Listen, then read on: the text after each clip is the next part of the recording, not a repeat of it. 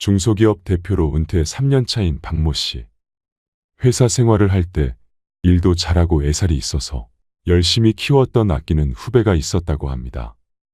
그 후배가 모친상을 당했다는 연락을 받고 먼 거리였지만 아내와 함께 몇 시간을 운전해 갔는데 손님도 문상객도 거의 없다시피 하여 1시간을 넘게 둘이 앉아 있다가 왔다고 합니다. 서울에서 출발해서 가다 보니 낮 시간대에 도착해 다른 손님들이 거의 없었고 분명히 후배도 나와 인사를 나누고 조의금 또한 두둑히 넣었는데 무슨 이유에서인지 장례식장을 다녀온 후로 별다른 인사나 연락 한 통 없어서 굉장히 실망했다고 토로한 적이 있습니다.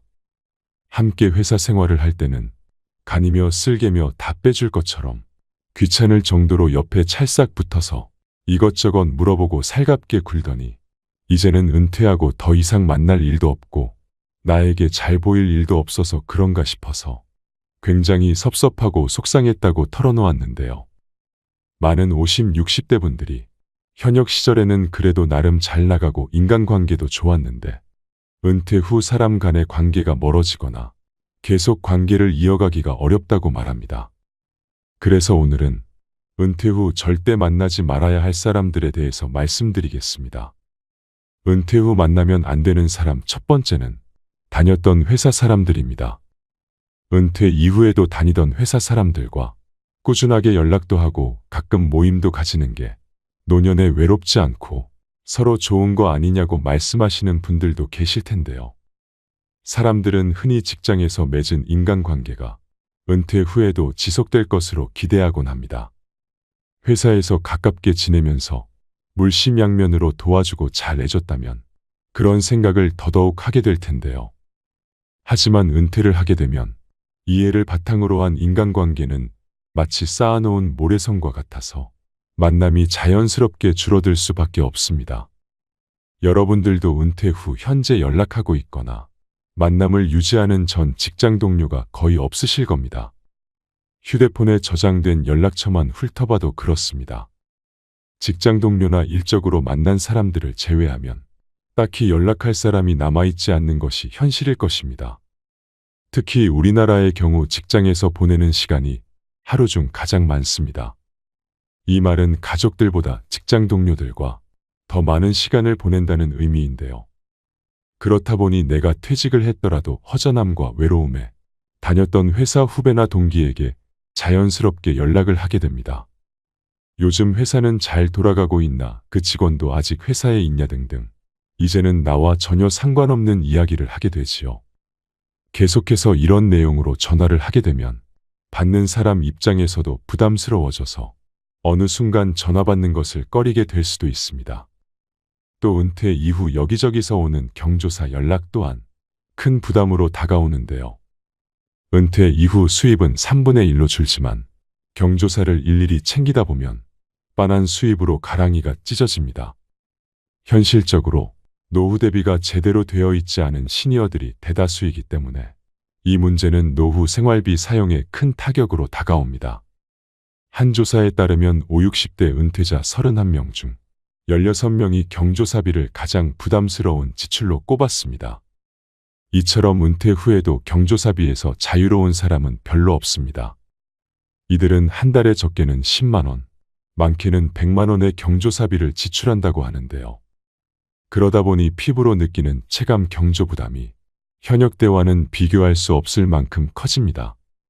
또 유독 정이 많은 우리나라 사람들은 정 때문에 또 미래에 대한 투자로 여기면서 어쩔 수 없이 경조사에 참석하고 지출을 단행하지만 사실 돌려받는 금액은 평생 내가 뿌려놓은 돈의 절반도 안 된다고 합니다. 꼭 경제적인 부분만 문제가 되는 것은 아닌데요. 나는 그래도 먼 곳까지 시간 쓰고 마음까지 써서 다녀왔는데 준 만큼 돌려받지 못한다면 배신감마저 들게 됩니다.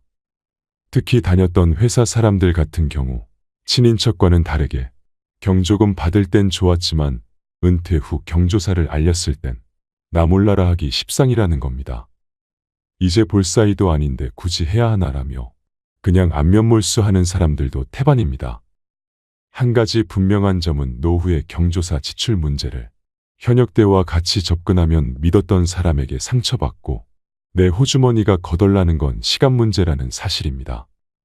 세상사 모든 일이 내 마음 같지가 않습니다. 나는 경조사에 꼬박꼬박 참석하고 부조도 체면 생각해서 부족하지 않게 넣었는데 모든 사람들이 내 마음 같지는 않은 법이지요. 노년의 경조사비 지출을 이제부터라도 현명하게 대처하셔야 됩니다. 내가 꼭 챙기고 싶은 경조사가 있다면 굳이 먼 곳까지 참석하기보다는 부조금만 보내는 것도 한 가지 방법입니다. 끊임없는 경조사비 지출에 고민 그만하시고 당장 은퇴를 하고 나면 앞으로의 내 노후를 홀로서기 할 준비를 하셔야 합니다. 굳이 다녔던 회사 사람들과 만나서 나와는 상관없는 비생산적인 이야기만 오고 갈 것이며 내가 알지 못하는 회사 이야기라도 나오면 어느 순간 그 자리가 어렵고 부담스러워질 수 있습니다. 일본의 한 은퇴 전문가는 늦어도 60세 이후부터는 인간관계를 은퇴형으로 바꾸라고 조언합니다.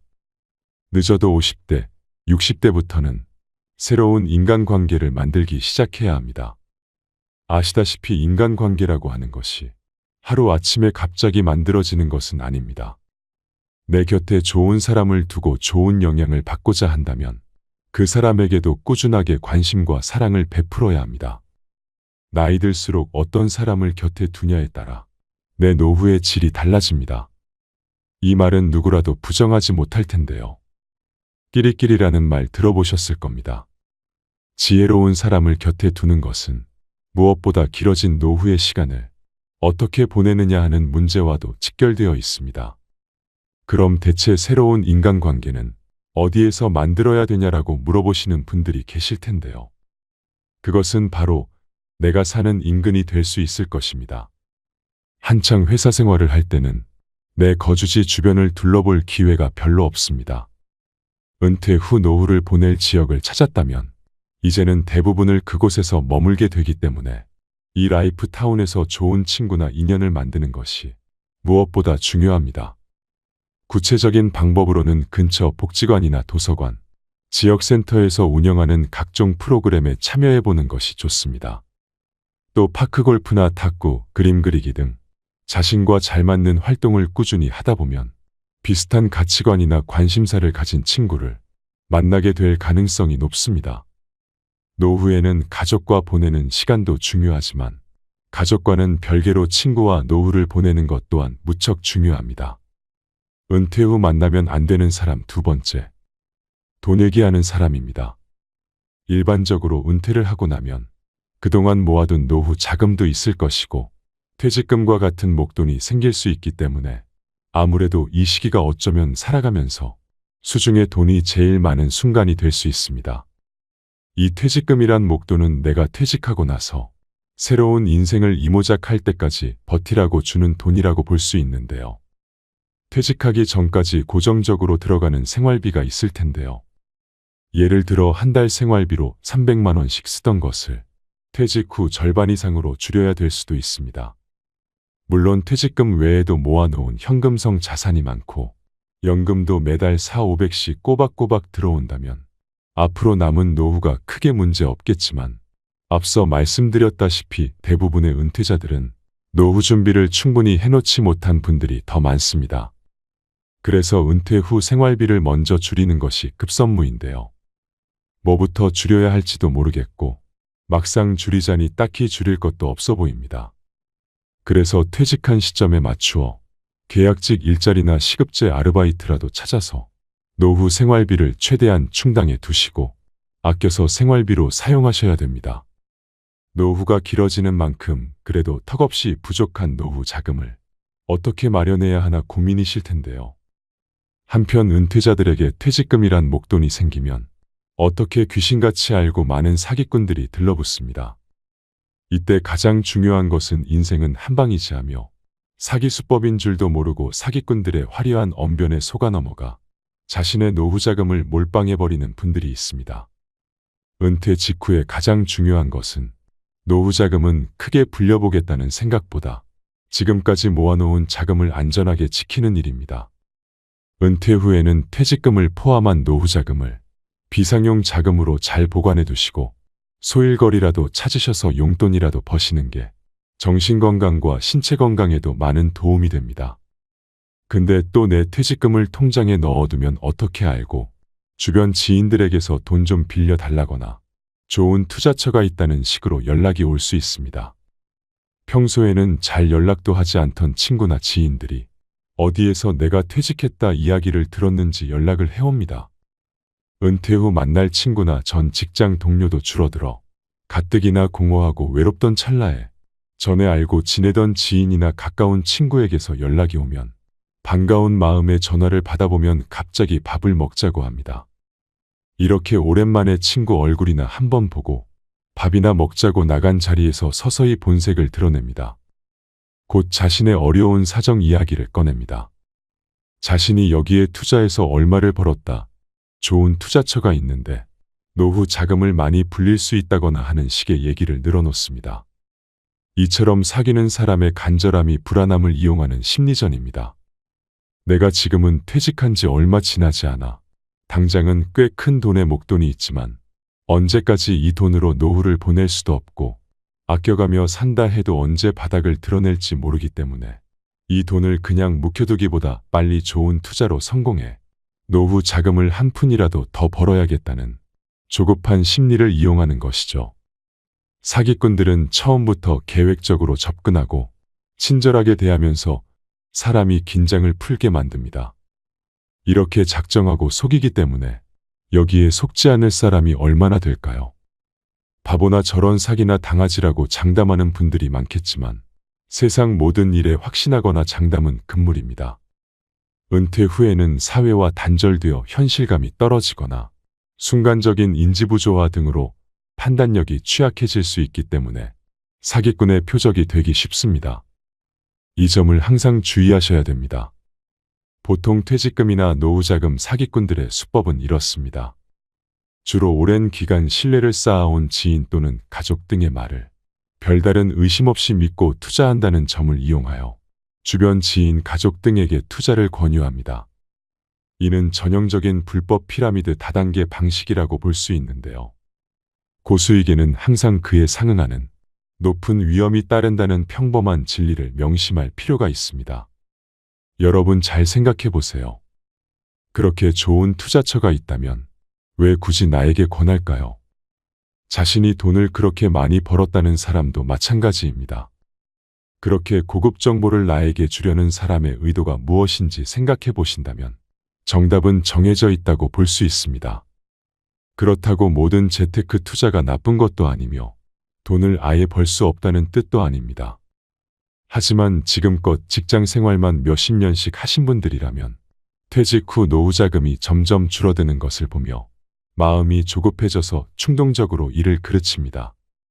지푸라기라도 잡는 심정으로 이 사람 저 사람 만나보기도 하고 소위 전문가라고 하는 말만 번지르르한 사람들을 신뢰하게 되는데요. 우리가 할 수 있는 방법은 마음의 여유를 가지고 차근차근 공부하고 준비해야 된다는 것입니다. 퇴직 후 돈 200만 원 버는 거 참 쉽지 않습니다. 하지만 노후자금 1억 날리는 것은 순식간일 수 있다는 것을 다시 한번 명심하시면 좋겠습니다. 이런 위험에 노출되지 않기 위해서는 은퇴 이후 외롭다고 아무나 만나시면 안 됩니다. 젊어서는 이 사람 저 사람 만나보면서 사람 보는 눈을 키워야 되는 것이고 노년에는 살아온 연륜으로 사람을 가려 사귀어야 됩니다. 이상한 사람과 엮여 내 노후가 망가지는 것보다 혼자 고독을 즐기면서 취미 활동도 하고 가볍게 산책도 하는 것이 여러모로 내 인생에 도움이 됩니다. 그러자면 노후에는 더더욱 홀로서기 할 수 있는 힘을 키우셔야 됩니다. 마지막으로 친구 없이 혼자 편안한 사람들의 특징 4가지를 말씀드리면서 오늘의 영상 마무리하겠습니다. 첫 번째는 나에게 좋은 사람으로 살면 된다는 원칙으로 살아갑니다. 혼자 잘 지내는 사람은 모두를 만족시키려고 애쓰지 않습니다. 적당한 관계라는 원칙으로 마음 편한 사람에게 집중하면 된다는 생각입니다. 그럼 이제 마음 편한 사람에게는 어떻게 대하는 것이 좋을까요? 한마디로 말하면 무조건 잘해주려고 하지 않습니다. 의무감으로 해주는 것과 진심으로 좋아해서 해주는 것은 다르기 때문입니다. 의무감으로 남에게 잘해주는 사람은 피곤합니다. 타인에게 자신의 감정을 들키지 않으려고 말 한마디, 행동 하나에도 주의를 기울이기 때문입니다. 타인은 잘 돌보면서 정작 자신은 돌보지 않는 사람의 마음은 과연 건강할까요? 가장 중요한 것은 나입니다. 나에게 좋은 사람으로 살면 된다는 마음가짐이 받쳐주기에 혼자여도 문제없고 혼자여도 정말 편할 수 있는 것입니다. 두 번째는 도전을 두려워하지 않습니다. 고독을 즐기는 사람들은 나이에 상관없이 의미 있는 도전을 합니다. 자신이 이루고 싶은 꿈, 목표가 있으면 실행에 옮기는 추진력이 있습니다. 자신에게 집중하는 시간이 많기 때문에 자신이 진짜 무엇을 원하는지 잘 알 수 있습니다. 나이가 들수록 나만의 취미생활과 배움의 끈을 절대 놓으시면 안 됩니다. 평균 수명이 길어진 지금 단순히 오래 사는 것을 목적으로 삼기보다는 여생을 얼마나 아름답고 가치 있게 사느냐가 관건인 시대이지요. 요즘엔 여기저기서 혼자서도 재미나게 사는 어르신들의 이야기가 많이 보입니다. 그 중에서 여러분들께 도움이 될 만한 분들의 글을 한번 가져와 보았습니다. 댄스 스포츠를 배우고 있는 김순옥 씨는 이렇게 말합니다. 주변에 은퇴하신 분들을 봤는데 아직 할머니, 할아버지라고 하기엔 너무나 젊고 건강한 분들이 많은 거예요. 결국 외적인 부분도 중요하지만 정신적인 부분도 테라피가 필요하다고 느꼈죠. 오래전부터 댄스 스포츠를 취미로 하고 있었는데 그게 제격이다 싶었어요. 음악이 지니는 치유 효과와 더불어 춤을 통해 전신 운동이 가능하니 너무 좋잖아요. 제가 느꼈던 그 매력과 즐거움을 전파하고 싶은 마음에 주변 사람들에게 추천하고 있습니다. 김순옥 씨의 말처럼 무엇인가 배우고 즐기겠다는 생각으로 시작해보세요. 굳이 학원이나 문화센터가 아니더라도 책을 보며 배워도 좋고 유튜브로 공부해도 좋습니다. 무슨 취미든 본인에게 맞는 것을 하면 됩니다. 세 번째는 모든 사람들에게 인정받으려고 하지 않습니다. 혼자 잘 지내는 사람들은 인간관계에서 모든 사람들과 잘 지내려고 하지 않습니다. 그리고 모든 사람들에게 인정받으려고 하지 않습니다. 서로가 다르다는 것을 인정하고 서로가 맞지 않는다면 그것 또한 인정합니다. 내가 사람들로부터 인정받고 싶은 마음이 없으니 자연스럽게 타인의 기대에 맞춰서 살 필요가 없는 것이죠. 사람들은 사람들이 자신을 사랑해 주길 바라고 인정해 주길 바랍니다. 내 편이 되어 주길 바라는데 혼자 잘 지내는 사람들은 사랑과 인정을 타인에게 바라지 않지요. 내가 상대에게 바라는 기대와 바람이 없으니 실망할 일도 없습니다. 인간관계에서 오는 소외감, 외로움도 없지요. 외로움은 혼자 있어서 느끼는 것이 아니라 상대에게 이해받지 못해서 외롭다고 느낍니다. 그러니 가족이 있고 연인이 있다고 해서 외로움을 안 느끼는 것은 아닙니다. 혼자서 행복한 노후를 보내기 위해서는 남에게 인정받고자 하는 마음부터 버리셔야 합니다. 네 번째는 자신의 시간을 관리하는 능력이 뛰어납니다. 언제 일어나서 어떤 시간에 무엇을 할지가 명확합니다. 혼자 잘 지내는 사람은 나이 들수록 하루의 계획을 세우고 계획에 따라 실천합니다. 스스로의 시간을 즐기고 자유롭게 자신의 일정을 잘 관리하고 효율적으로 일을 처리합니다. 자신의 성장을 위해서 운동도 하고 마음도 관리하며 책도 읽습니다. 남는 여가 시간에는 다양한 활동을 즐기면서 새로운 인연을 만들어 나가기도 합니다. 취미 동호회나 다양한 모임에 참여하여 자신의 관심사를 공유하고 새로운 친구를 만들 수 있습니다. 혼자 잘 지낸다고 해서 사람을 기피하는 것이 아닙니다. 때와 장소에 따라서 사람들과 잘 어울립니다. 또한 이를 통해 자신의 자립심을 강화할 수 있으며 자신의 목표를 달성하기 위해 노력합니다. 내가 무엇을 했을 때 행복감을 느끼는지 잘 알고 있습니다. 혼자 있는 시간의 목표로 한 것을 차근차근 이루어갑니다. 보통은 나이가 들어서 무언가를 다시 시작한다는 것에 대한 두려움이 있게 마련입니다. 그러나 고독을 즐기는 사람들은 평소에 꾸준한 내적 성찰로 내면에 힘이 있으니 자기 확신이 있습니다. 이런 내적 힘이 나이에 상관없이 또 두려움 없이 자신이 원하는 것을 포기하지 않고 이루어 갈 수 있게 만드는 원동력인 것입니다. 오늘의 영상 어떠셨나요? 여러분의 행복한 노후 설계에 도움이 되셨길 바라며 영상이 좋으셨다면 소중한 분들에게 추천과 공유 부탁드립니다. 오늘도 노후의 지혜와 함께 해주셔서 감사드립니다. 황금빛으로 무르익어가는 여러분의 지혜로운 인생을 언제나 응원합니다.